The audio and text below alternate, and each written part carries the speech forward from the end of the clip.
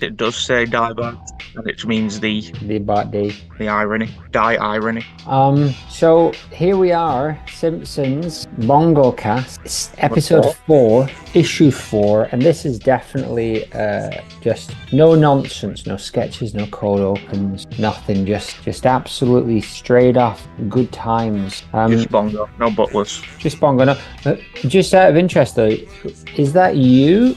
Who stood there in the corner of your room, kind of like watching? I don't know. I can I see it out the corner of my eye, but when I turn around, they're gone. It looks like you and me dressed as wizards, and also Dobby from Harry Potter. And they seem to have as you strangely said, no butlers, because it seems that they had a butler and a spider with a guitar as well. It was all very bizarre, but I'm sure it's nothing. Shall we get on with Simpsons Comics episode 4? Let's do it. I'll keep my eye on them. But for now, let's just stick to content. Yeah, let's be content with that. So, Yes. what can you tell us about the front cover of Simpsons? It's a fun one. It's a fun, easy one. I don't know if this is based on anything. It's just the cover. It's them holding the cover that they are on, so it just keeps going into infinity, if you will. And beyond. And beyond, yeah. I like its simplicity. But yeah, I don't know if this is based on a Simpsons.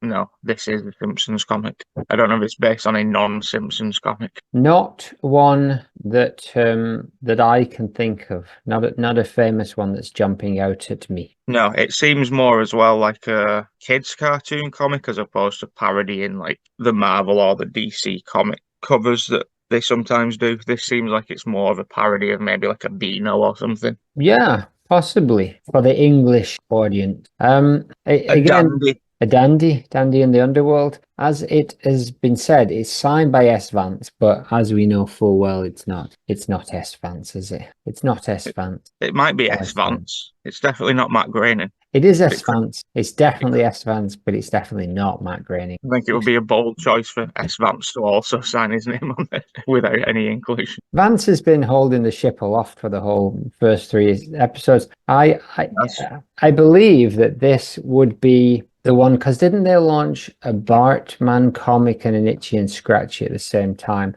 And didn't the other two, Barman, only have like 3 or 4 issues? Yeah, something like that. All I really remember from these is, yeah, there's a few of these knocking about in the house somewhere, and they kind of double up as 2 covers. So if you turn it around, the cover for the B story. So like the Selma, like Selma and Homer one that we saw recently, and like Buzzman and stuff. Buzzman, yeah. That also operates as a cover. Yeah. Less information, so it's clear to a real comic buyer that it's not actually the main cover. Yes. Yeah, maybe they're finding the footing. Steve Vance of Vance Illustration is finding his footing by issue 4, and yeah, I don't know how. Maybe it's too early still for the other ones. Maybe it was. We'll look into the timeline, but to launch 5 more comics when you've only launched three comics so far of The Simpsons is quite bold. I don't think they launched 5 more.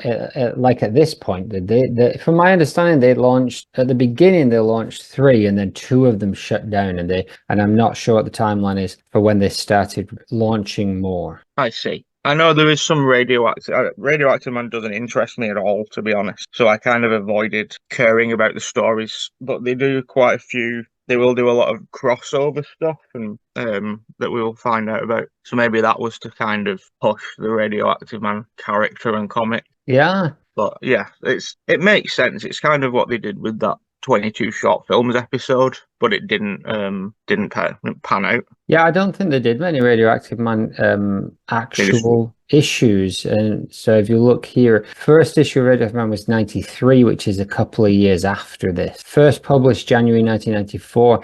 Now I've got a feeling this Simpsons comic is from like early. Oh no, it's 1994. So yeah.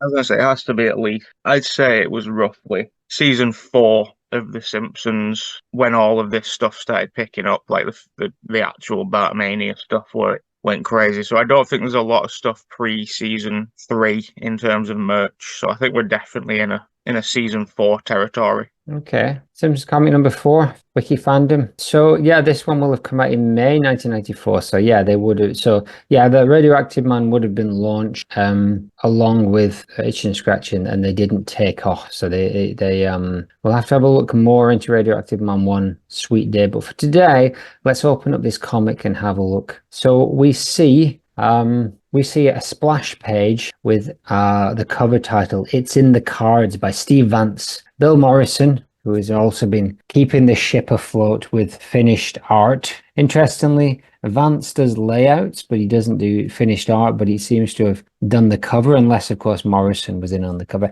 It could be Cindy Vance because she does colors, and Groening gets his name in there, but it's unclear. It's unclear as to what he does. And of course, Phil Ortiz, the art assistant, well deserved his name. I thought you were going to miss out Phil Ortiz, and I will not stand for this Ortiz bashing any longer. No. I just looked as well, and the Simpsons episode that aired on May 1994 was season 5, episode 20, The Boy Who Knew Too Much. Okay. So we're quite, yeah, it makes it, when you look at the art, we'll start next. When we look at the art, it makes it look like it is roughly season 1 or 2. But it's sort of in golden Simpsons times, but it sort of just looks like it's earlier. Bongo art, isn't it? So we get a splash. We've got Lenny and Carl and Homer all screaming, and it's saying Veep, Veep, Veep. So we have had no clues of the story yet. It's in the cards, and we can guess they're at work at the nuclear power plant because that's the kind of nonsense that would go on there. Gasp! That alarm, says Lenny. If we don't act fast, there's going to be a meltdown, says Homer J. And Carl says, hurry, Homer, you know what to do. But of course, guaranteed there's going to be the old switcheroo, isn't it? I imagine so. I do. Veep leads me to think they're going to have some kind of interaction with Julia Louis-Dreyfus. I like the Lenny and Carl images on the... we've had a couple of the first images, one... I suppose it's just like that with comics, isn't it? But it's one long full page image with like more shadowing. Oh yes, we had it with like Skinner last time, I think, and yeah, it's great. The Carl is really just drawn very well to me. There's something about that Carl that I very much like. Oh yeah, I think that's a decent image. Let down by the next page where the art takes a heavy decline. Yes, let up. Then page 2 is sort of like action panels of the feet of Homer, Lenny, and Carl making their way towards something, and then the face forward, Homer, Lenny, and Carl, and then a third panel that I can no longer see. Then rushing into a room, and then Homer presses a button. There's sweat on his forehead. He presses a cancel button, and yes, something to do with the microwave. You did it, Homer, says Lenny in the wrong clothes, facing forwards. Woo, phew, woo, says Homer. This panel still doesn't indicate what they're doing, but as it is a comic, you can see quite clearly on the next panel. In fact, for this entire page, the tension is broken from the fact that the last panel reveals what is going on. Yes, another few seconds, and that microwavable caramel swirl cake, strange, would have melted down, says Carl, in what I can assume is his original voice. Caramel swirl, says Homer. Indeed. Somebody who doesn't understand how comics works. Although no. to be honest, when you're reading a comic, if you're a seasoned comic pro, you would just start at the top just in case something like this happens. And so you might not grasp it until, but you know from The Simpsons that this is not going to be a serious incident on page 1 or 2 of the comic. It's going to be bathos, as we say, where they undercut the serious feelings. And that's exactly what they've done. Yes, it's quite just quite a trope in general, but I suppose, comic readers will read it properly. Children or young adults will not really be that into the stakes of the plot. No, they're just up there for the giggles. I do hope at some point we come across an issue of this comic where that does happen, and it's like a double gotcha. Where something tragic does happen on page 3. I can only hope and pray that happens too. Yes. We see Homer stuffing his face with a caramel swirl. A somewhat strung out Carl is watching Lenny read a newspaper. The banner headline says, most nuke accidents are due to human error, survey shows. Hey Homer, there's something in the paper you ought to see. And we think that he's going to show him the thing about nuclear accidents. And continues, give a hoot, recycle. There's a crusty commercial, but no, Homer, once again, oh my gosh, we know that once again this the serious nature will be undercut for the second time in 2 pages. They're gonna get us again. They're looking at an advertisement for the Springfield isotopes. They split this image in a way that is completely unnecessary because it could easily be two people or Homer just moving his hand. We didn't need this, but I do like that it's set up like this. We see the isotopes man hitting multiple isotopian baseballs. Factory second duff 25 cents. Cheap beer, Homer points. Baseball card photo brewery spillage day. Limited edition baseball card to the first 500 truants. Free baseball cards, says the other hand of Homer. But it is not. They've done it a third time. They've cut. And this time through only a reveal. I did not know. It's now Milhouse pointing at the newspaper while the children are eating their lunch, because that's exactly what children do at lunchtime. They pull out newspapers to have a look at what's going on in the world. The game is this afternoon, says Wiener Milhouse. Let's go. Big deal. Who wants to see those losers drop another game, says a spiky-haired, yellow-skinned boy. Yes, Lewis eats a cookie. Well, Lewis eats a cookie. This this issue is reminding me of the that Some Enchanted Evening episode, which is the Babysitter Bandit from the first season of The Simpsons, which was actually done first, but it was so poor that it had to be redone, so it ended up being the finale. And what is the story of that one? I don't remember that. It's where Homer and Marge go for like a date night, so they hire that babysitter, and she's on the news for being like a babysitter bandit. And the kids after her. She's called Mrs. Botts. Maybe she'll get a cat one day. Yeah, she got a figure though. I'm like, wow. Somebody in this story later on will. Yeah, this comic reminds me of this, in that the way it's laid out, like that when you were reading the baseball 2-part panel, it's just words. It's just a string of words that don't really. Baseball card photo and brewery spillage day. So this for me feels like this was their first go, like splitting this panel into two when it's a one panel image. So it feels like this was their first go at doing a comic, and then it just came out fourth in the actual run of things. Because this already feels less comic-y than the last three. Oh yeah, this does seem like a Simpsons episode. There's the first one possibly that just seems like it could have functioned so far as a Simpsons episode. And aside from that, nothing particularly standing out artwork-wise on this, other than what does it say on the back of the paper that Milhouse is reading? It says something about an actor who plays a cat being missing. Actor who plays cat at theme park feared kidnapped.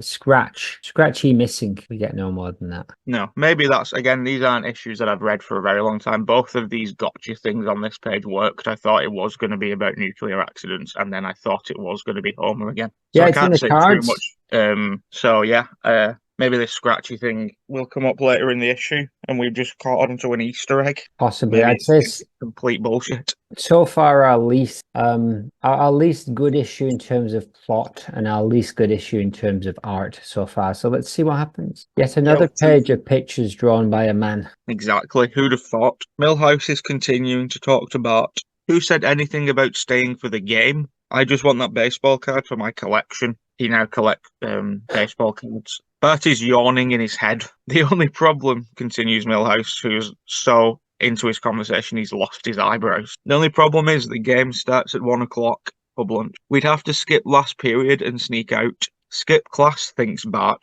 Milhouse, my man, I can see my duty clearly now. I must help you obtain that baseball card, says sneaky Bart rude. Then it cuts back to the plant later. What the heck are you doing up there, Homer? In our fourth gotcha, because it's showing the cooling towers. So it kind of implies that he's at the top of the cooling towers, but he's in fact just stood on a shelf inside. We got to get moving, says Carl. It's time to sneak out to the ball game. Carl, I'm a highly skilled nuclear power technical safety guy. I'm simply applying some of my vast store of knowledge to the situation at hand. I've taken a photo of myself sitting at my console. I'll just tape it in front of the surveillance camera. And Old Man Burns will never know I'm gone. He has put the picture upside down, sadly. I picked up that little trick from Mission Impossible. Pretty slick, Homer, says Lenny and or Carl. And to think for all the years I've been sneaking out early, I've had to rely on this crummy lifelike robot double of myself, says Lenny, pointing at a robot Lenny, which is very Morty. Hello, Click, says robot Lenny. It also might explain who that second Larry is in the bar. This entire scene happens in the show like 3 years later. If we hadn't have just recently looked, that's great. That's Upside down. I was just saying that strikes me as the first good piece of proper Bongo art. He's upside down and he's got no nose. Yes, I just Awful. he smells like this scene. If Oh, we'd have not looked at the time of release of this Bongo, I would have said this was a direct rip-off of the Alien Burns episode, where this entire conversation and plot happens with Homer, Lenny, and Carl, where they play the video of them on a loop. And he says the thing about, I got it from a film about a buzz that speed couldn't go under such a speed, and if its speed went low, I thought it was called the buzz that couldn't slow down. That whole scene. But that's like 3 years after this comic. Well, I only hope that Steve Vance and co. got some kind of credit. Do we know if Vance ever got any writing credits in The Simpsons? I'm going to say he didn't name, and he's... So would Did you just say you ripped his flesh? I did. I don't recognize his flesh. No, seems he's stuck strictly to his strengths of Simpsons Bongo comics. Stuck entirely in Bongo Sprongfold.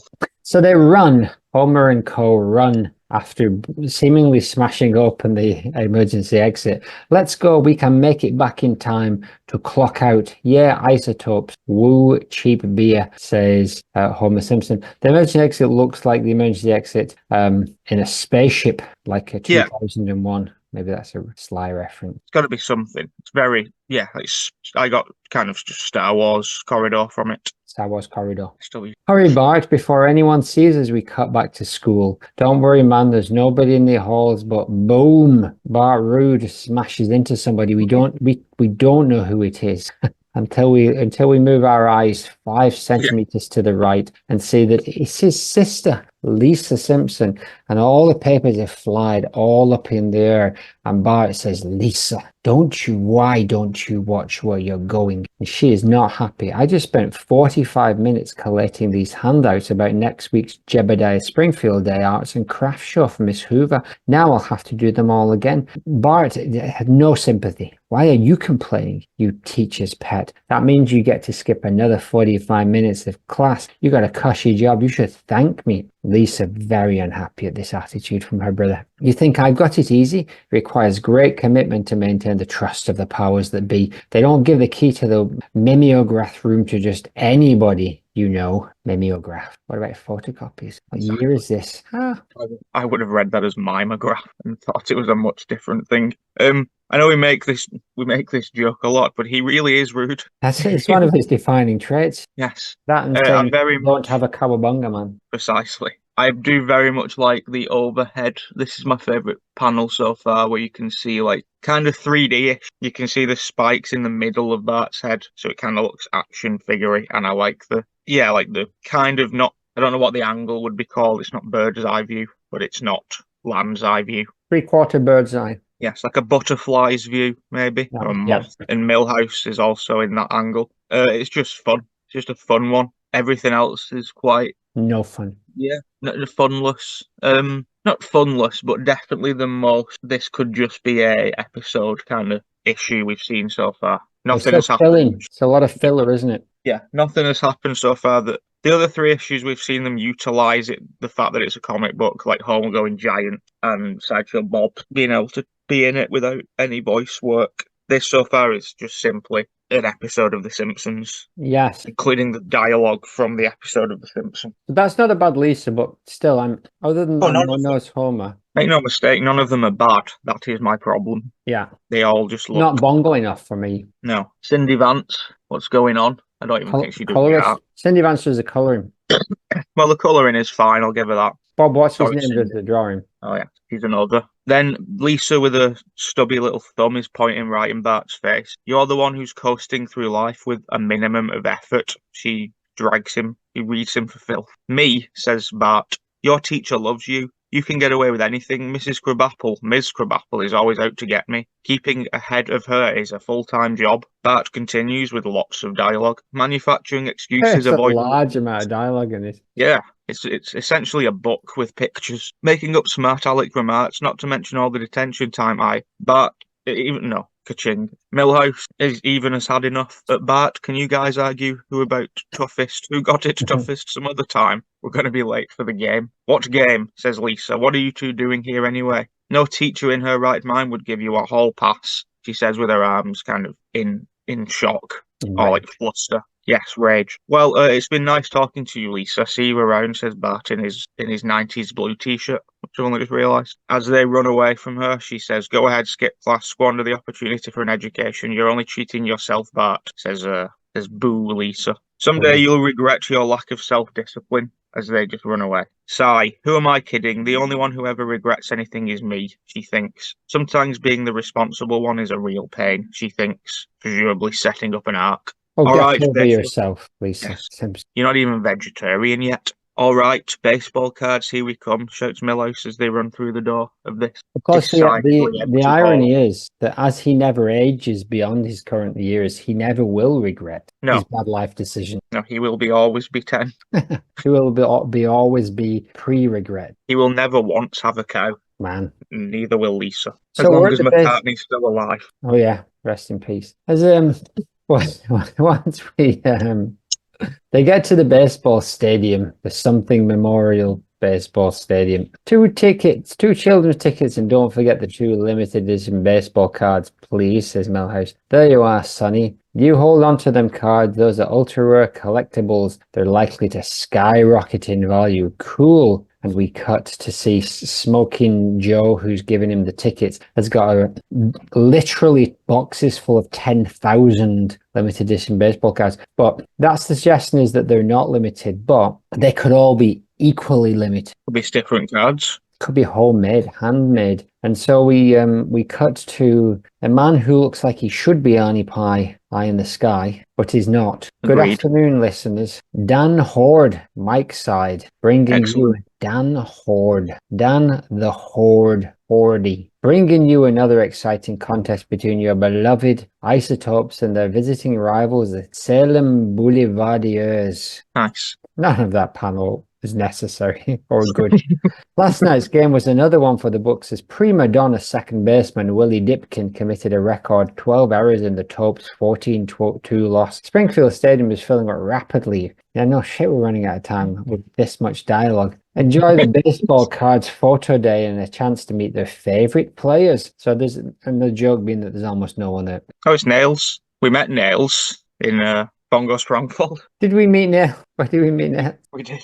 You may continue. Look, Bart, it's Big Bill McCloskey, the cleaning up hitter. Come on. Can we have your autograph, Bill? Says Bart and Milhouse as they approach this slack-jawed player. Sure thing, you can call me by my private nickname. My teammates, they used to call me Nails. Cool, because you're as tough as nails, huh? No, actually, because I'm a manicurist in the off-season. A lot of high-level vocabulary, higher than you'd get in the TV show. Mimeograph, manicurist. There's been a few, hasn't there? Boulevardiers.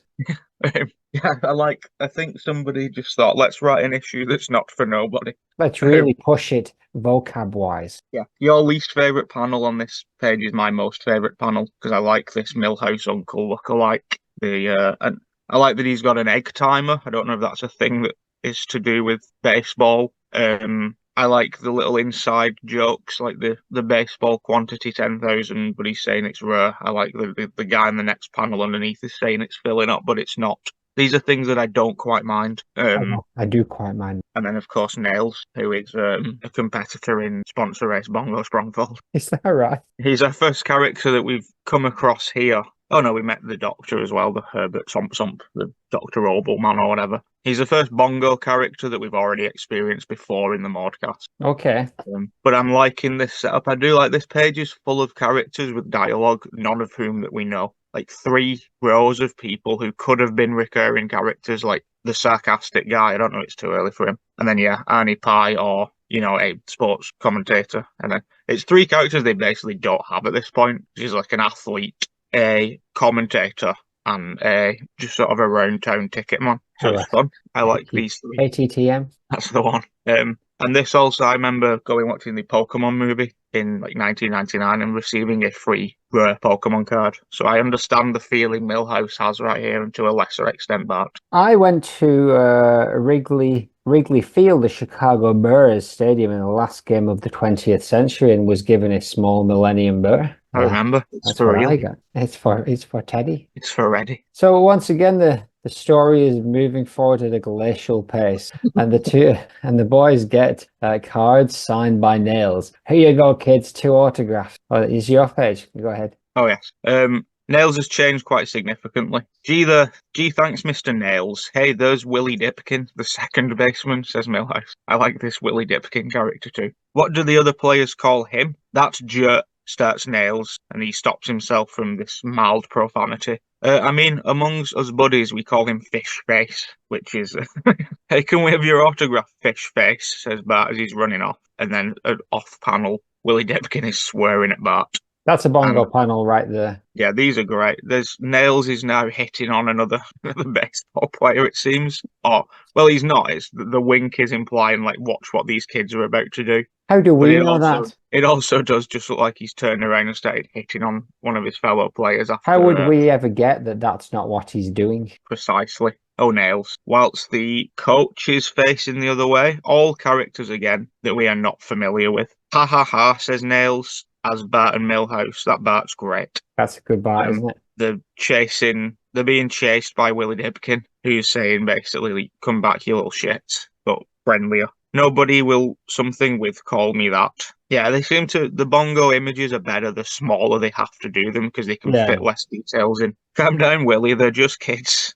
There's the coach as he's restraining Willie Dipkin from kicking these kids. Grr, I want those punks ejected from the stadium, shouts Willie Dipkin. And then what happened to Willie Dipkin's arms? Why did they go from being covered in red to being bare? That's true. Maybe he's bleeding. Or maybe he ripped his Under Armour off in an attempt to fight. And then our first regular character in the last 3 pages, Officer Eddie, shows up. You heard the man, boys. Let's go, he says. What? That creep can't kick us out. We paid for our tickets, shouts Bart. Maybe it'd be safer if we left, says Millhouse, terrified of a beating from an adult athlete. Or a professional athlete. This is the best page so far. Best page so far, easy. Just full of characters we don't know. The coach, the coach has a great look about him. Nails has completely changed. This is a new Nails for me, as I don't know how I got the image in the first place. I just had an image. I just had 15 characters that we met in Bongo Sprongfold within the modcast, and Nails was one of them for some reason. But you chose Nails. We didn't make him up, right? Yeah. No, I chose him, and it's this image. All right. But I only looked at only the first 4 episodes, issues as they call them. I think I remember going through all of the issues, scrolling quick and looking for mods. So it's possible that I was just saving characters that were sort of Bongo exclusive, but I was only looking at whatever caught my eye. Saving Private Nails. Yes, PM. So we cut to a panel in which we see a pretty good Bongo Eddie. Oh, yeah. Classic 3/4 back of the head shot. Tough luck, kid, but Dipkin is allowed 6 peremptory fan ejections per season. It's in his contract. You got to leave. Those kids are history, Willie. Now settle down. It's time to get your baseball card photo taken, says coach. And Willie's arms are now back to being red, so that's good. He's put his arm socks on. Okay, somebody bring me my bat. I can't get my picture taken without my lucky bat. Bart Rude has an idea, and I assume it involves him stealing Dipkin's lucky bat. Oh, I left something in the dugout, he says as he runs, and it looks like where his leg is, looks like Millhouse is showing his bottom, but it's not. It's just a drum. Bart enters into where the dugout where all the bats are. I believe they're called bats. And he finds the Dipkin one next to Bela, McCloskey, and so on, all the best names. And he writes something on the end of Dipkin's bat and then runs back. Okay, let's blow this joint, he says. That Dipkin's a real jerk. And that's a great Bongo Bart as they're leaving. He could have at least given us an autograph before he kicked us out. And Willie is he's getting his picture taken. And Bart Rude says, don't worry, man. Don't have a cow, man. I have a feeling he'll be sorry. Excellent. I like several things here. I've never seen a light bulb not on the top of the head. I've never seen it as in like a. And there's also a space for it. There's a perfect space for a light bulb to be above his head. Yeah, it's like an afterthought. I know we're in Bongo world here and things, we're not talking realistic, but I don't think Eddie would let him run off to do something just before they got kicked out because it's quite obvious that this rude kid is going to go and do something shitty. Something naughty, I bet. Yes, the best character on the panel is and the one where Bart's getting the pencil, like one above. The guy sat in the crowd. Truth frog. And it looks like Sam the Barfly might be the other person, but it's probably a coincidence. The only thing that's entirely unnecessary on this page is okay, Willie smile, because it's quite obvious that he's having his photograph taken. I think they just wanted to squeeze in another speech bubble, just so that there wasn't an inch of comic that wasn't utilized with exposition. Something McCloskey. Then we move on to, I forgot this was happening, but Lenny, Carl, and Homer, Lenny White, Carl Black, and Homer Fat, are also at the stadium, which they have set up, I just forgot. What a beautiful day. There's no better way to kill a Friday afternoon than this, says Lenny. Great seats too, says Carl. Yes, just steps away from the concession stand, says Homer Fat. Soon, Homer is glugging away on a dreadnought of duff, again another great word, as the commentator, Millhouse Uncle, over the speaker is talking about the game. Taps a slow dribbler down the third baseline. Homer is saying whilst drinking, factory second beer. The pitch is high and tight, so the count is full, says the announcer as Homer is absolutely freezing and smashed. He's hammered. One of our best Homers so far. It's not even Pem and Skem, it's Parbold and Ormskirk. It implies that he has drank a lot within the last small amount of time, which makes sense because the drink he is drinking from is essentially a bucket. And then he falls asleep. There are 3 Zs or Zs to demonstrate this, and he is drooling. As the commentator continues, lifts a lazy fly to shallow right. Homer then wakes up terrified. Huh, what was that? Says a great face forward Homer. I said clear out, bub. The game's been over for an hour, says a unfamiliar cleaner. Homer screams in terror for some reason. Yeah, your pals tried to wake you before they left, but oh my gosh, it's almost 5. Think, panics Homer. I've got to get back to the power plant in time to clock out. An issue he has never had before. No, it makes no sense. They did set that up early by saying we can get back in time to clock out. True. Doesn't he clock out in the actual opening of every single Simpsons episode? I believe he does, actually, yeah. And then the animate carbon rod / Todd goes down his back. Yes. Yeah, valid point. Another character we don't know, which is fun. This later on, I assume, would have been like the squeaky voiced teen, or again the sarcastic man who is known as Raphael. Who is the dude's father, right? Whose father? Squeaky voiced teen. I don't believe that to be true. His mother is Doris. His mother is Doris. Did we speculate on his father? That was like 7 years ago now. What year is this?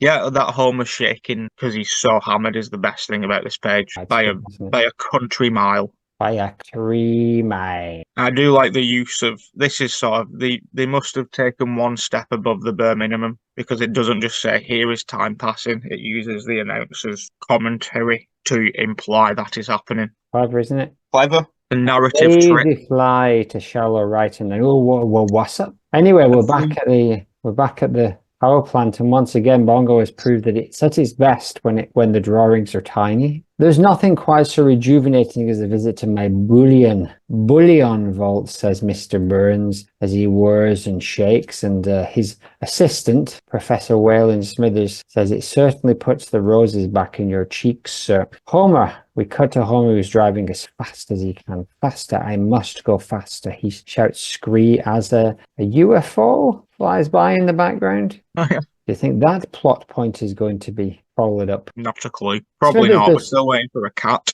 I'm waiting for that cat. Smithers, there's something wrong with this monitor. The picture's upside down. Bonk, bonk, he hits the screen. I'll call maintenance. But what I do like is that they've stuck with the same picture of Homer with no... Even though it would have been harder to use the old picture, surely, than to just draw a new one. Yeah. 2 minutes, I must go faster. Homer is zippity-lickety splitting. For some reason, the maintenance men are dressed as stormtroopers. The connections checkouts, maybe the problem is with the camera. Well, don't just stand there, you ninny. Homer is running The stormtroopers are running towards Homer's desk. Almost there, men. And just at that point, the sellotape on that image, which again for the third time they have drawn with no nose. So kudos. That is the best thing about this issue so far. There's a fourth. It falls to the ground. Burns doesn't know what's going on. Homer slams in and runs in just as the stormtroopers come in the other side, and just as the photograph of my Homer's got no nose flutters to the ground. Nice. Now this is a panel that captures my intrigue. I am interested to see what happens next. I can probably guess. I'm guessing that he fixes it in time. But yeah, I don't know what this is the benefit and the hindrance of not reading these beforehand, because I don't know if all of this issue is going to turn out to be Star Wars themed, because this is now the second implication that the power plant is the Death Star, with the corridors earlier and now stormtroopers. Maybe it's just on the nose. I think so. Burns. They did it once in the show. They cut to Mr. Burns and they just played the Imperial March music for no reason. That's low-hanging fruit. Yes, but it works. And my favourite thing about this, other than no Homer, is that he is crashed into the car next to him. When pulling up, you can see like damage on the other car. Serious damage, and people would know who done it because Homer's car was still there. Yes, he didn't even attempt to fix it. And then we cut to a very great image of Homer. Face forward, Homer is melting, just running towards his, like holding onto his chair. It doesn't. Do you have to clock out? I don't know how it works, to be honest, but you wouldn't think they would have to clock out directly at his workstation. No, but this is the thing, because he didn't know they were going to go to his workstation. So this is where the Bongo plot doesn't really make sense. He would have rushed to the clocking out thing to clock out. Yes. But maybe he had to go there to take the photograph off. Maybe they've got down to that level of reality that Homer had to go back to take the photograph. Otherwise, it would have assumed that he was there all weekend. And that in itself could have been a good extension of this plot, that he somehow got some credit from M. Burns for doing so many hours of overtime. That could have worked as a good tie-up at the end. Then the stormtroopers and Homer, still melting, both think confusion. And then Homer goes on to say, phew, or woo. Now to clock out, which he's still not done. Weekend, here I come, and the very heavy picture hits a button upon falling, and he still does not have a nose. He looks like a minion. He does look like a minion. Subgrid 17, Zone 3, status off. Homer has knocked the power off a specific subgrid of Springfield, which happened here the other night, actually. It was very irritating. Power went off for like 2 hours. No doubt a very heavy photograph fell on a button at a local nuclear power plant. That's exactly what happened. They called to let us know afterwards. Doe was what they said. We'll never be Diablo Cannon 2. Exactly. And then we have a very Lynchian, Twin Peaksy power line making all kinds of noises, electricity, which is obviously, as we know, the modern equivalent of fire. Say the light in the warehouse is going out, says not Clancy. Big deal, you can put in a new bulb on Monday. Now come on, it's 2-for-1 cocktail weenie night at Moe's Bar. Say, again, 2 characters that we've never seen before and won't not see again. And unfortunately, the power has gone off in a freezer factory or storeroom. Then Springfield vending products factory, which is not going to be good for them. So far, all of this, compared to the last 3 issues, not only could it be a Simpsons episode, it could be like a live action episode of a sitcom. It's been that regular. There's nothing that's happened that couldn't be filmed by humans. No. This is just a normal episode, but let's see where they go with it. Now let's see if there's any parodies of any vampire films towards the end. So they get in on Monday morning in the teacher's lounge at Springfield Elementary. We don't know what happens, whether they enjoy their wiener cocktails. Hurry it up, pal, shouts unknown teacher man, as Hoover and Krabappel are also harassing the man who is changing the vend and nuke thing, which I guess is some sort of mix between a vending machine and a microwave. Can't you restock that machine any faster? Class starts in 10 minutes and I haven't had my breakfast yet, shouts a very cranky Edna. Now that's the kind of Edna I like. Don't get your undies in an uproar, lady. I'm almost done. This stuff's usually frozen solid, he says. Must be using some new preservatives, but he thinks that to himself. He's just showing them a little bit of his art. 9 minutes later, there you go, ma'am. Snack in good health. You know, that's a reference to her only having 10 minutes. Jerk. That's good. I can imagine her saying it in that voice. I barely have time for my saucy breakfast patty witch. And yeah, shake a leg. I know we got to eat too, said the other teachers as the vending machine plops out some kind of morning hamburger.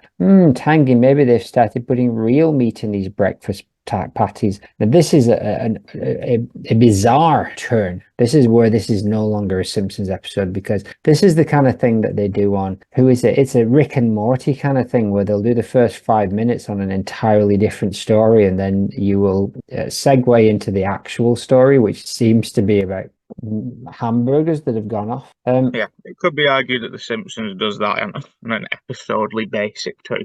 It does do that too. It's my turn. So they're arguing over the who's going to get next in the machine. But 2 hours later, Skinner is called into the emergency room by lunch lady Dua. You better come to the infirmary, Principal Skinner. Half the faculty's in there. It's an epidemic. Calm yourself, Doris. Doris? Yes. Which one is the new one? Dora is what she's called now. Ah, Doris was the original. Doris was because the actress is called Doris, and for some reason they changed it to piss people off. I don't know. I'm sure it's not as bad as all that. Remember the time you thought that little Weedler girl's freckles were the Black Plague? Sigh. I knew there'd be a downside to having the lunchroom lady as our nurse. This tendency to exaggerate, though, as Seymour walks in, and he does. Good dun dun. Good heavens, choke. This might be the one. This might be the panel where it's not a turnaround and everybody's fine in the infirmary room. So I'm looking forward to that. Yeah, this has taken quite a turn in the sense that it's now completely about something different. But I would say that is very Simpsons-y. And like, going to a nature reserve that then leads you to being at a NASCAR race that then leads you to the funeral of Maud Flanders. That kind of, they do tend to, they'll have the middle of the story. And then the first, I think it may be just a cartoon thing. The first 5 minutes is kind of unrelated, cold open-esque. Bury the lead. Yes, exactly.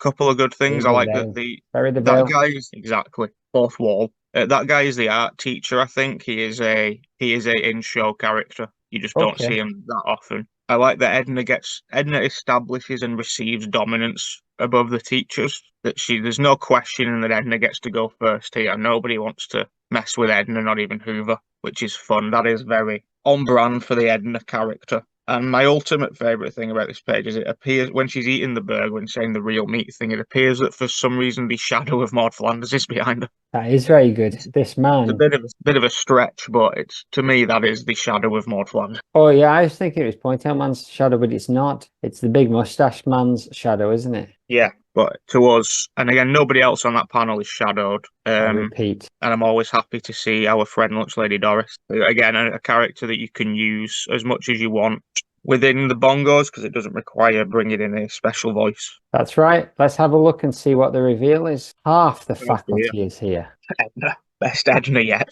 That's a good one. She's completely lit out. It's a real chuckle. They got a real chuckle from me. Exactly. Half the faculty is here, says Skinner. That's great. Face forward, Hoover. All of the teachers are looking very bad. Largo is here now. I almost just said that I thought the art teacher guy was there because they hadn't introduced Largo yet, but here he is. I told you so, says Doris, and she did. All right, people. If this is some new union bargaining tactic, you can forget about it right now, says Skinner to the teachers. Edna is just completely blanked out on a mattress. Hoover is facing forwards, holding a belly. The art teacher looks done for. Do we know this guy? He's the art teacher. He sometimes appears in the show. I don't know who that is. I don't know if that's a character that has also appeared in the show. Is it Cleveland? It does look Cleveland-esque. There is quite a lot of faculty. Even like later seasons, there's a lot of faculty. So it's possible that I've just missed him because he's not a minor female character. Skinner kind of looks pissed off that everybody's ill, as they're all now retch, hack, gag, calf, up. They're all throwing up around him, it implies. Perhaps we should call a real doctor. Later, Hibbert's here. How are they, Dr. Hibbert? Says both Spinal Taps. Skinner. Give it to me straight, I can take it. I'm afraid it's bad news, Principal Skinner. They're all suffering from acute, Jesus Christ, who wrote this issue? Vance. Gastrointestinal distress. That's true. Vance clearly just walked straight out of a thesaurus shop. Vance didn't write it. What's his name? Bill Oakley. Bill Morrison from The Doors wrote it. Oh, yeah. Acute gastrointestinal distress. Distress. Brought on by a grave case of food poisoning. Just say that, Hibbert. It's what the doctors called the creeping cruds. Hibbert, very serious looking, very grave looking, continues. I thought he laughed at everything. What does he say? Yes, I do. Yes, I do. I'm not sure of the source of the malady yet. But since only teachers have been affected, you should investigate any foods that only they have access to, continues Hibbert. Blast it if they've been in my strawberries again. I got a laugh out of me. Says Skinner off panel. Actually, I was thinking more along the lines of the vending machines and the teachers' lounge, says specific Hibbert. Meanwhile, you'll have to prepare for the worst. You mean? Says Skinner. Yes, says Hibbert. And this is one of those things. I can hear this in Hibbert's voice. Substitute teachers for the rest of the week. And I think it's just, this is a well-used. You can see the graveness on his face, and you can hear Shearer's Hibbert. The tap in his voice. In my head, anyway, saying this in a very grave way. And Skinner gasp. Yeah. We're miles away from baseball cards now. They're going to bring that back because they've obviously put in the baseball bat thing earlier, and that's got to mean something, surely. Oh, yeah. Maybe it doesn't. I hope it doesn't. Seymour Skinner says, I guess we'll just have to make the best of it. Let's hope for once that I don't have to call in the SWAT team. The next day, what is the matter, Bart? He's reading a book, The Count of Monte Cristo, which seems wildly inappropriate. Oh man, we're supposed to be giving our stupid book reports today, and I haven't even started reading my book yet. Haven't you heard? We've got a substitute teacher. All right, substitutes never make us turn in our assignments, and we have a callback. Well, Lisa thinks it's possibly going to be Mr. Bergstrom, who was it? Dustin Hoffman? Hoffman? Yeah. But Hoffman under the name Stam Ethic. Fair enough. Lisa's hopes and dreams are destroyed with a little puff and face forward. You are late, says a very angry Eastern European woman. But class doesn't start for 5 minutes. Who decides when class starts? The teacher or some fallible mechanical device? Take your seat and no more back talk. Now get out your notebook. Our first lesson today will be penmanship. Is this going to call back to the teacher's pet jibe that Bart made? It seems that way, doesn't it? Is that just Skinner? I assume we're going to find out soon, but is it just Skinner dressed as a woman? Because that is Principal Skinner. All of this great stuff, great plot building. I like the picture of Mr. Bergstrom. I'm all about a callback in the right context. Yeah, we've seen this in show as well, but much later in the day, where Lisa gets a teacher that does not like her. I believe it was Tina Fey. Booking.com. Penmanship. Yeah, penmanship, fallible mechanical device. At the end of this, I'm gonna make a list of all the words that they use. This is great. All of these teachers are Skinner, aren't they? Key vocabulary. So since I don't know what Mrs. Krabappel had planned for you today, we see, I guess we'll have to find some other way. This is your page. Keep doing that. Is it? Yeah. I see. Whose page is this? So there's a man now who looks like Skinner dressed as Stamp. So since I don't know what Miss Krabappel had planned for you today, I guess we'll have to find some other way to pass the time. Does anyone know any good games? On the board it says Mr. Somerset. All the kids shout yay. Actually, Mr. Somerset, I know what we're supposed to be doing today, says off-panel boy. Turns out to be Martin Prince. We're scheduled to present our book reports. As Bart smacks his head, Martin House is reading War and Peace. I'm getting that. And Nelson, the best Nelson one-liner possibly ever. You die after school, punk, in a very visceral threat. No, says Bartwood. Book reports, how fascinating. Okay, Martin, why don't you go first? This teacher, homeless Skinner, does not look on board for this. It's a great design. This is one of the best Bongo designs I've seen. Yeah, this issue is out of everything has brought us a lot of new characters that we will hopefully see again. Martin is talking about War and Peace, but as we see, Tolstoy had already established these relationships in the first 200 pages of this epic. Thus, thank you, Martin, cuts off the teacher, Mr. Somerset. But I'm not done yet. I haven't even mentioned the underlying. Put a sock in it, kid. Let's hear from not me, not me, not me, thinks Bart. Bart Simpson, says teacher, Somerset. Doe, thinks Bart. Out of the Monte Cristo book falls a radioactive man comic. Whoops, thinks Bart. Why not? Thinks Bart, taking his opportunity. It's sort of plotless, isn't it? It's sort of just trundling along, like with anything sort of like there's no definitive ending to this story. When the other ones you could think, oh yeah, they're gonna get the Panther back, or like Bob's gonna go back to prison, Homer won't be a giant anymore. I don't know what this is trying to get to or say. Oh look, it's Herbert. Somerset reminds me a bit of Herbert the As Pervert. you can also get an action figure of. No, it's hard to see where it's going. Beginning, it's suggesting that it started with them skipping school to get baseball cards, which essentially was just a setup so that the freezers were turned off. In But not really, because that was the only like Homer needed to be at the baseball game. It had nothing to do with Bart. Like the whole Bart and Milhouse being at the baseball game has not led to anything so far, other than them skipping school for that day. Maybe that's where they were subverting the notion of a Simpsons episode, which does have to make sense and follow to some sort of linear plot. They were like, we can just do a series of scenes that follow on from each other without any resolution or plot arc at all. Yeah, given like the plot line and the sort of dialogue, I feel like this issue has been written by someone who felt like they had to prove that they'd just received an English degree to somebody. Like they were gonna do this kind of work no matter what comic they got hired to write. This could have been Dora the Explorer, and the level of dialogue would have remained the same.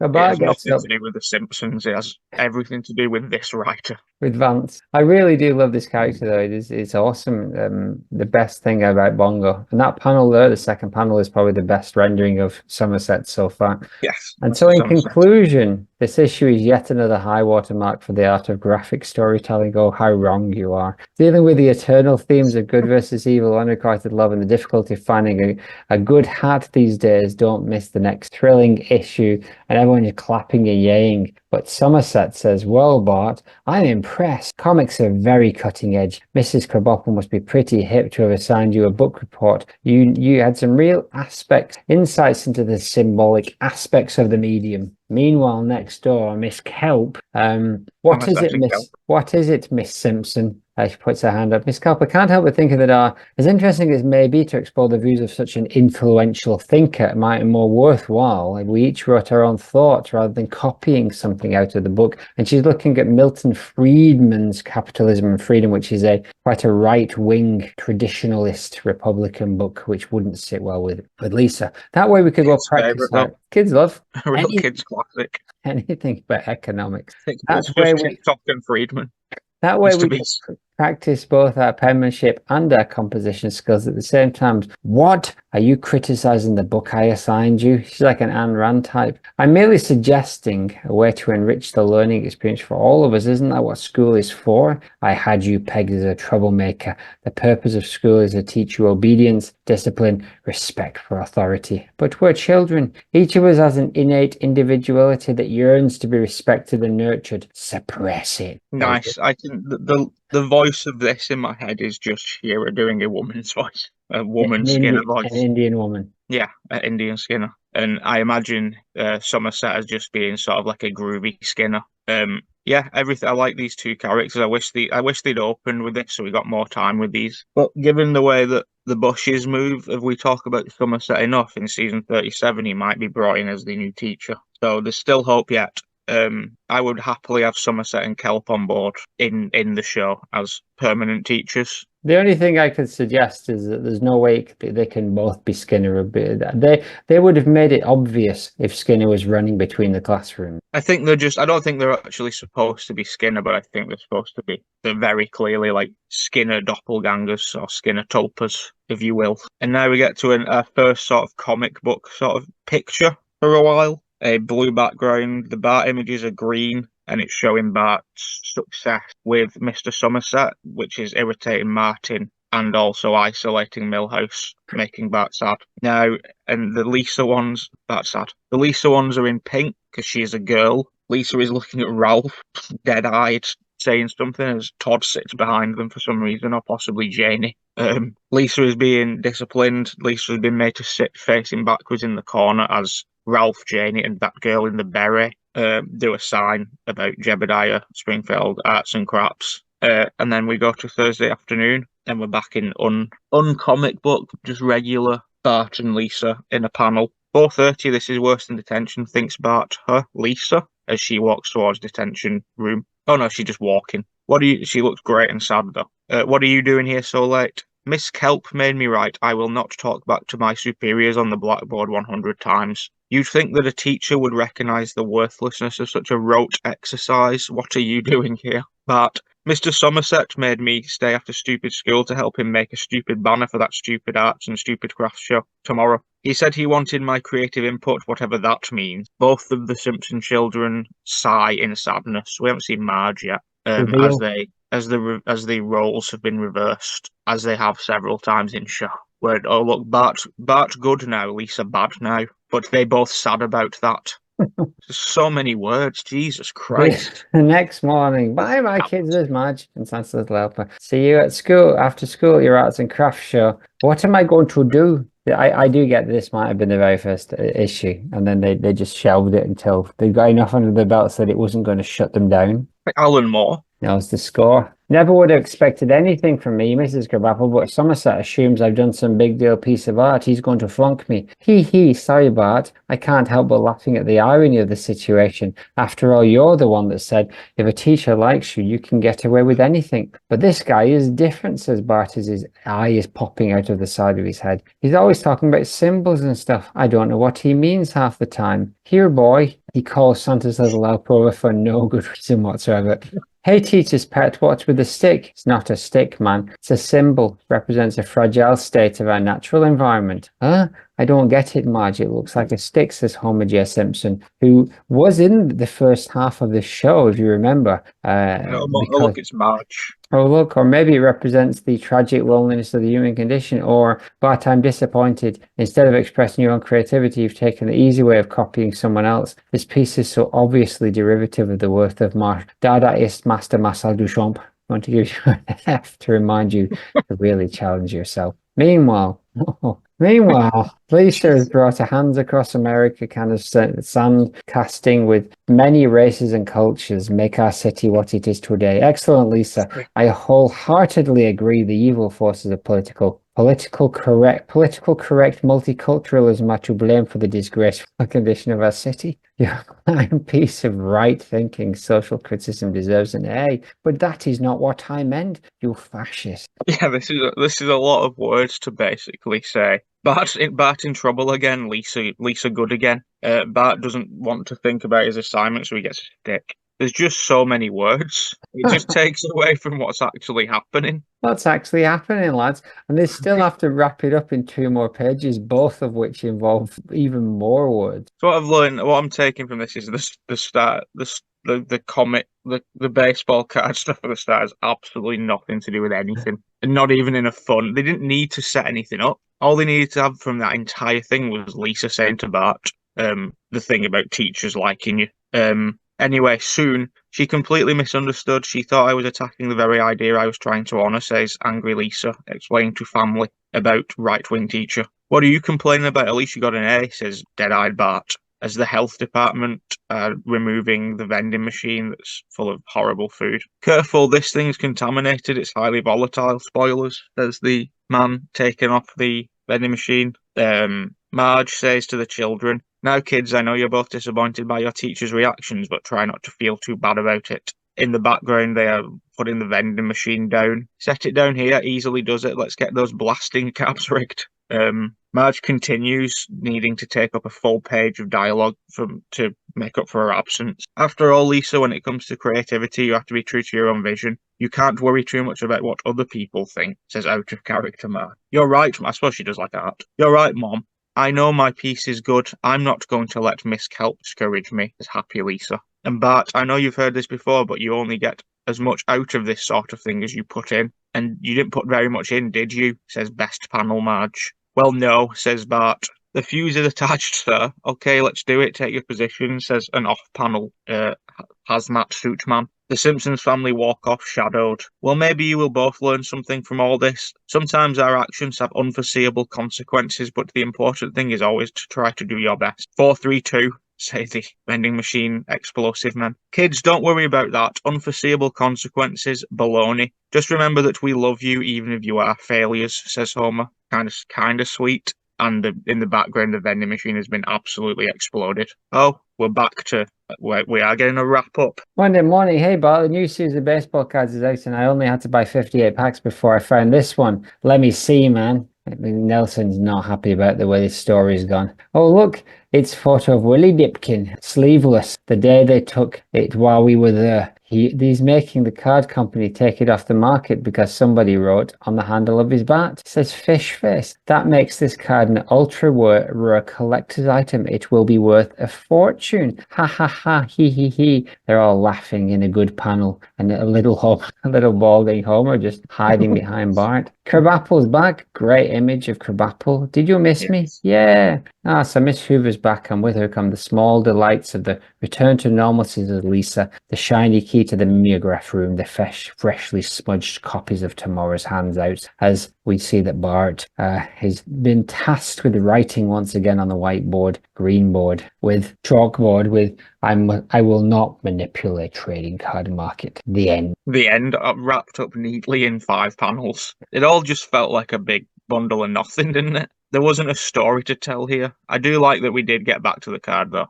The fish face wrap up. I like that his arm's not attached to his body in the picture. And I like that Bart is in the background of the baseball card. Yeah, that's good. They just sort of wrapped everything up super quick. There's no explanation as to why there's Star Wars stuff going on early. I read that Yar as a fearful Yar, not a yay, Krabappel's back. Yeah, a story that was all wrapped up nicely and neatly. That some good new characters, some good artwork, but ultimately no story whatsoever. Really empty. So your fourth, you've got a world that you can explore to no bound, and you also don't have to animate anything. And this is your 4th story. It's almost kind of a rejected Simpsons strip, isn't it? And you imagine they would have actually, if it was an episode and it was filled out with all the little bits, it kind of might have made a bit more sense. Well, it is just a sort of like mashup of 5 different Bart and Lisa episodes, like the one where they both get different jobs, like, and also May I See. That brings us to the backup strip, an Otto featuring story. Which, have we seen this one before? We've seen elements of it in our Bongo cast within the world of Maud Flanders, but we've not seen the actual connected story. So it is called Buzzman. Oh, Buzzman, and it is an in-world comic drawn by Otto. And we have once again Vance on layout and script, written by Vance, drawn by Morrison, Babington on inks. This Vance C on colors, and Groening just getting his name in there. Bongo Comics presents Toothy Tale of Tomorrow's Terrors. We see a desert road. In the desert, a road stretches across the barren wastelands, flat and straight like the neck of a really, really huge guitar. Only it's made of concrete and has a yellow line down the middle.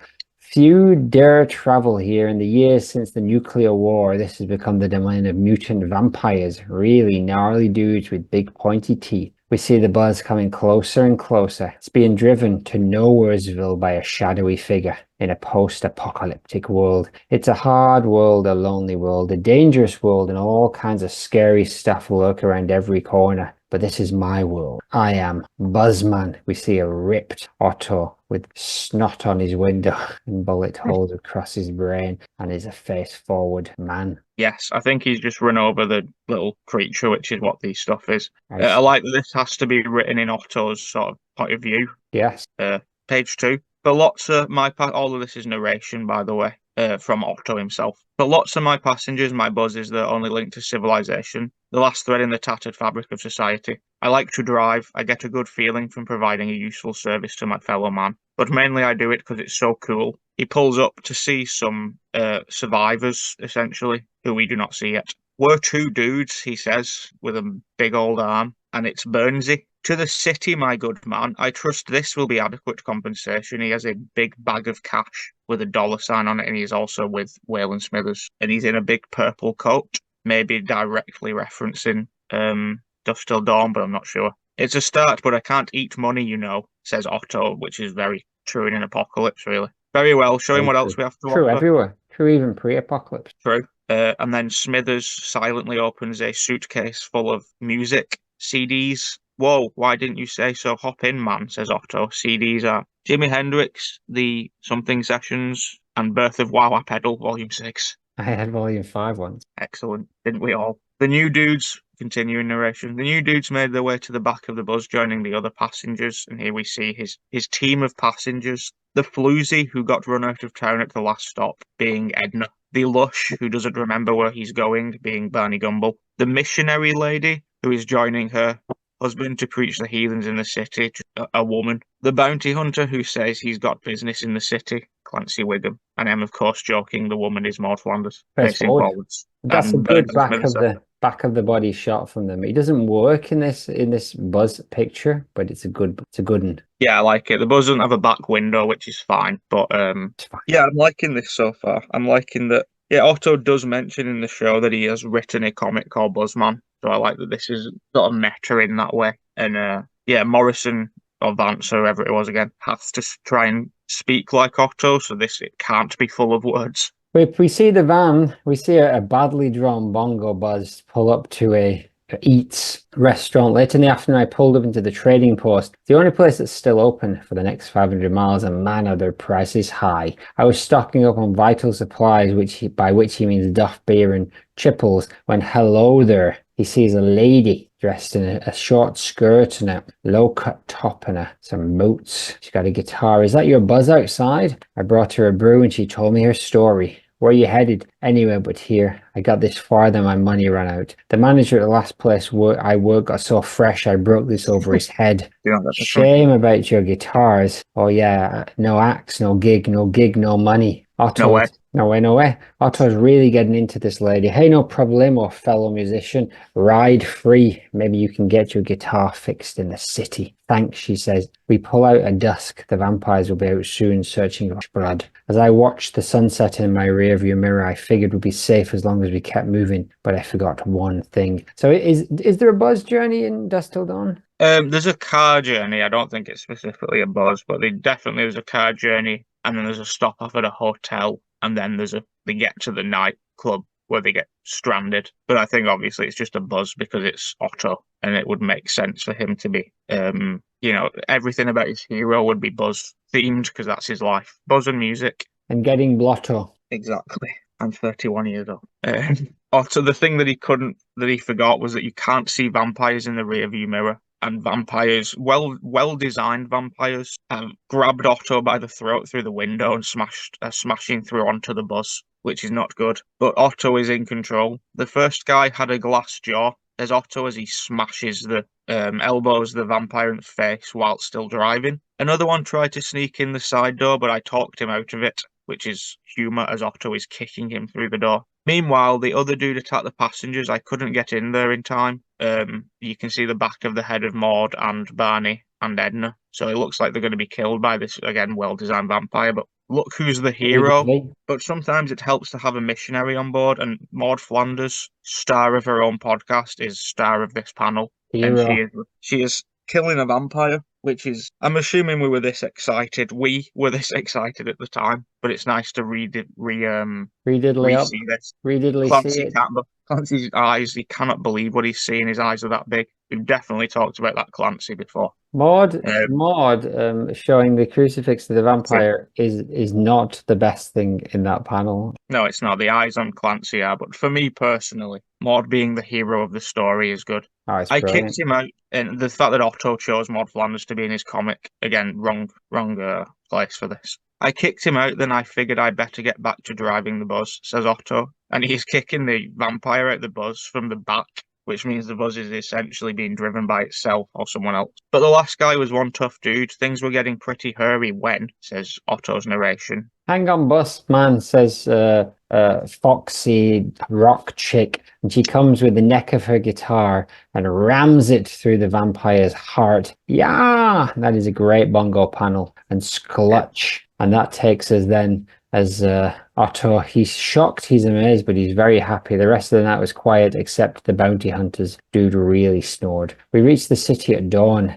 entering Garlicville, vampire-free naturally, as the sun comes up. Because we all had our bonded during our life or death, bittersweet. Was parting was kind of bittersweet. Later, dudes, waves. Otto as they head out. We don't see Maudlin. No tip for that ruffian, Smithers. No, sir. So where are you going to go now? Otto says to the rock chick. Well, how about wherever you're going? Cool. So what's your name anyway? You can call me Buzzbabe. Leaving Garlicville. Vampires next 400 miles. The end. Beautiful. A nice quick wrap-up story. I do like the second stories a lot, that it's just something like, again, 22 short films, a character that Well, they're just... they've all been comic book related, I think, until this point. Yeah, this is the irony of this being, if it was a comic book, this particular issue probably would have spanned like 15 issues of a real comic book series, getting to know all the passengers, etc.,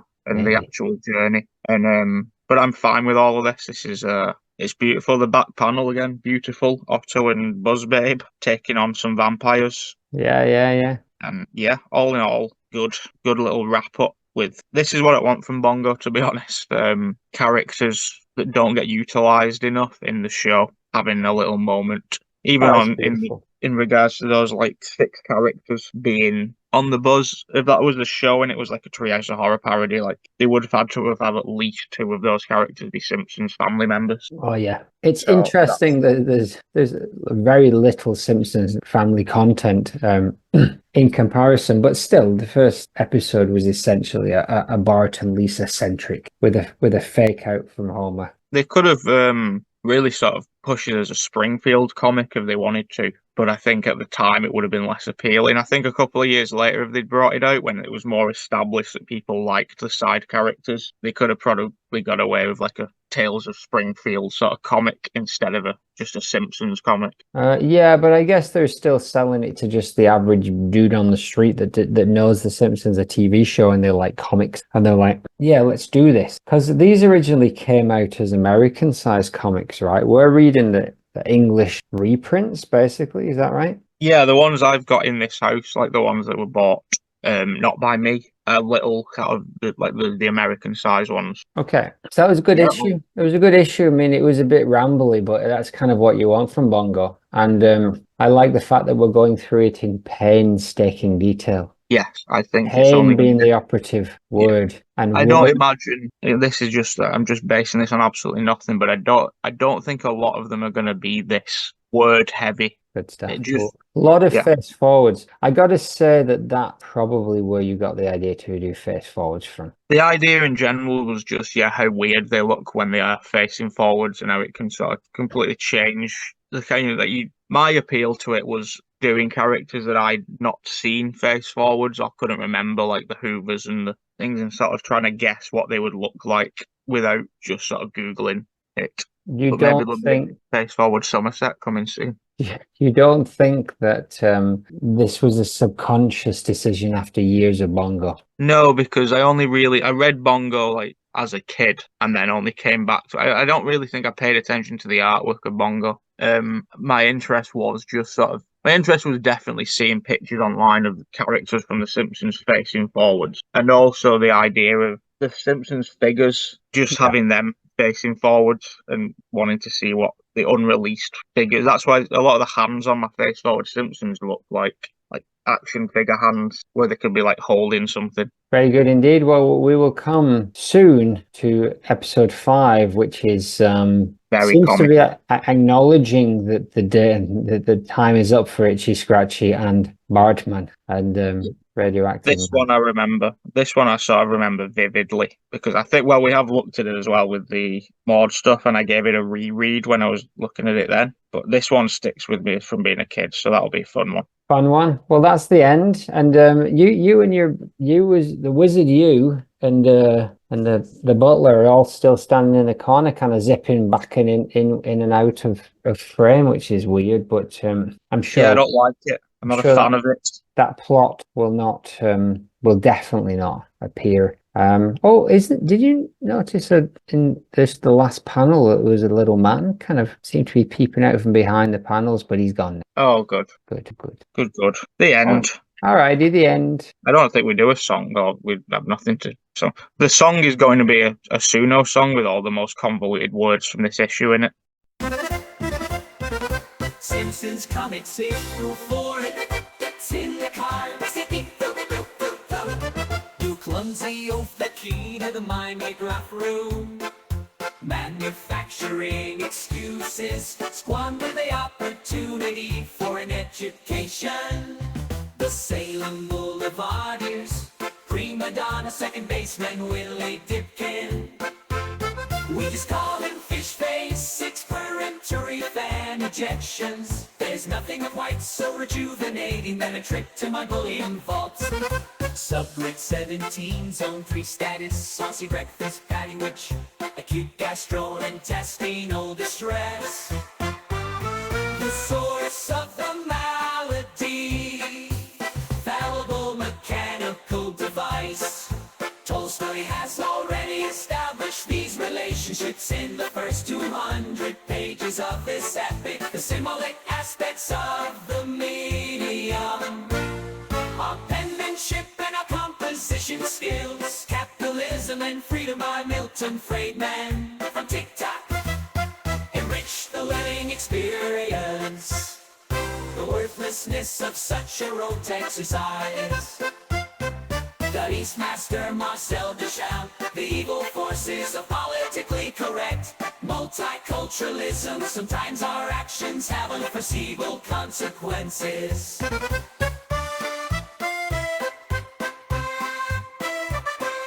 Beautiful. I like it a lot. That's all she wrote.